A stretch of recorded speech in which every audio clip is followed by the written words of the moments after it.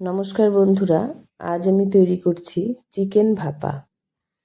এই ভাপা আমরা একদম জল ছাড়া ও কম তেলেই রান্না করব এবং এটি এত পরিমাণ সুস্বাদু হবে যে আপনি একবার করে খেলে বারবার নিজে থেকেই এটি করে খেতে চাইবেন। আপনারা তো মাছের ভাপা অনেকেই খেয়েছেন, এভাবে একবার মাংসের ভাপা খেয়ে দেখুন, এর স্বাদ আপনাদের কিন্তু মুখে লেগে থাকবে। এই চিকেন ভাপার জন্য আমাদের দেশি মুরগি কিন্তু ব্যবহার করতে হবে।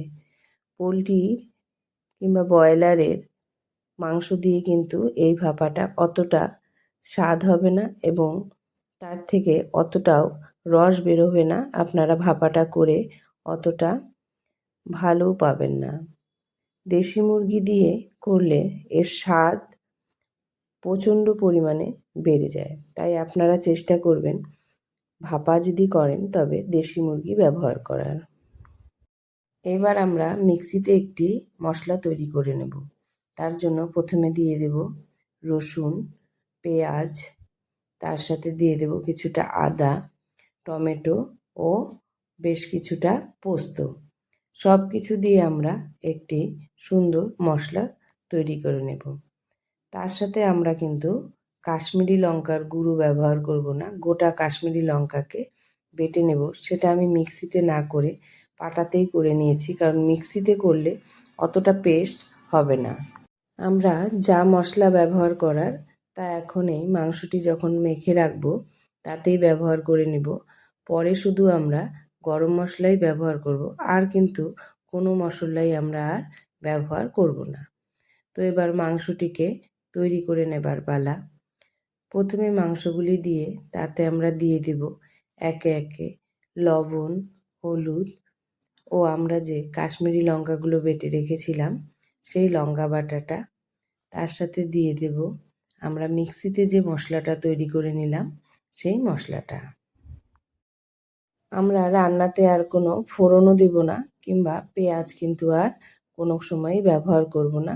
তাই এখানেই আমরা দিয়ে দেব কিছুটা কুচনো পেঁয়াজ, তার সাথে দিয়ে দেব কিছু আলু। এই মাংসর সাথে এই আলুটাও খেতে এত পরিমাণ টেস্টি হয় যে আপনারা না খেলে বুঝতে পারবেন না। বিরিয়ানির আলুর চেয়েও অনেক গুণ টেস্টি হয় এই ভাপা চিকেনের আলুগুলি। এগুলি আপনারা ছোট ছোট নেওয়ার চেষ্টা করবেন এবং গোটা গোটাই কেটে দিয়ে দেবেন। এবার আমরা দিয়ে দেব পরিমাণ মতো তেল। ভাপায় কিন্তু সর্ষের তেলটাই আপনারা ব্যবহার করার চেষ্টা করবেন। পরে আমরা আর কোনো তেল কিন্তু ব্যবহার করব না। যা তেল ব্যবহার করার আমাদের এখানেই করে নিতে হবে। আমি সমস্ত মাংসটা ভালো করে মেখে নিয়ে এর উপরে আবার কিছুটা আমি দিয়ে দেব কাঁচা তেল। আবার একটু তেল দিয়ে এটিকে আমাদের অন্তত 2 ঘন্টা রেস্টে রাখতেই হবে। আপনারা আরও বেশি রাখলে আরও ভালো, তবে 2 ঘন্টা অন্তত একে রেস্টে রাখতেই হবে। এর উপর দিয়ে আমি দিয়ে দেব গোটা মশলাগুলো, কারণ কড়াইতে কিন্তু আমরা আর কিছুই ব্যবহার করব না। দারচিনি, এলাচ, লং আমি এর উপরে ছড়িয়ে দিয়ে এবার এটিকে ঢেকে দেব। ঢেকে এখন আমরা অন্তত 2 ঘন্টা একে রেস্ট করতে দেব। এবার আমরা মাংসটিকে ভাপিয়ে নেব। তার জন্য গ্যাসে কড়াই চাপিয়ে সেই কড়াইয়ে দিয়ে দেব অল্প পরিমাণে জল, যাতে কড়াইটা গরম অবস্থায় মাংসটা দিলে লেগে না যায়, আর এই জলটাই যাতে কড়াইটা চুষে নেয়। মাংসটা যতক্ষণে আমরা দেব ততক্ষণে মাংসের তাহলে রসগুলো কিন্তু কড়াইয়ের গায়ে চুষে যাবে না কিংবা কমে যাবে না, মাংসটাও ড্রাই হয়ে পড়বে না।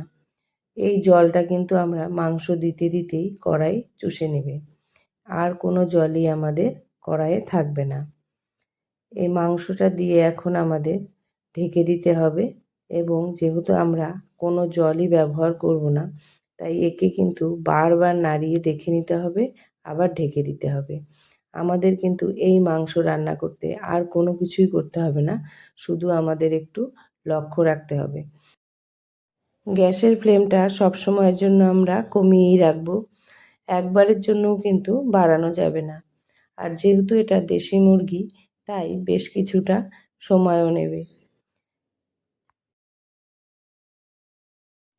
এভাবে কম হিটে ঢেকে ঢেকে করবেন আর দেখবেন মাংসটা রং পাল্টাতে শুরু করেছে এবং মাংসটা থেকে বেশ রস ছাড়তে শুরু করে দিয়েছে। আপনারা একবারের জন্য কিন্তু গ্যাসের ফ্লেমটা বাড়াবেন না, তাহলে মাংসের যে রসগুলো বেরোচ্ছে সেটি চুষে নেবে এবং মাংসগুলো কিন্তু আমাদের ভালো সেদ্ধ হবে না। এটি একদম কম হিটেই আমাদের করতে হবে। দেখুন মাংস থেকেই কতটা এখানে মাংসের রসই বেরিয়ে যাচ্ছে। এই রসেই কিন্তু আমাদের গোটা রান্নাটা হবে, আমরা কোনো জলই ব্যবহার করব না। এবার কিন্তু আমাদের মাংসটা ভালো মতোই বেশ কষে গেছে। দেখলেই দেখুন বোঝা যাচ্ছে মাংসগুলো অনেকটাই সেদ্ধও হয়ে গেছে এবং মাংসটা ভালো মতোই কষে গেছে। এখন শুধু এটি থেকে তেল ও জল আর একটু ছেড়ে দিলেই আমরা মাংসটাকে কিন্তু নামিয়ে নিতে পারবো। এর জন্য আবার গ্যাসের হিট কমিয়ে একে আমরা ঢেকে আর কিছুক্ষণ হতে দেব। এবার ঢাকনা খুলে নিলেই আপনারা দেখতে পারবেন যে মাংস থেকে কিন্তু তেল ছেড়ে দিয়েছে এবং ওর যা রস বেরোনোর বেরিয়ে গেছে। এর থেকে কিন্তু আর রস বেরোবে না।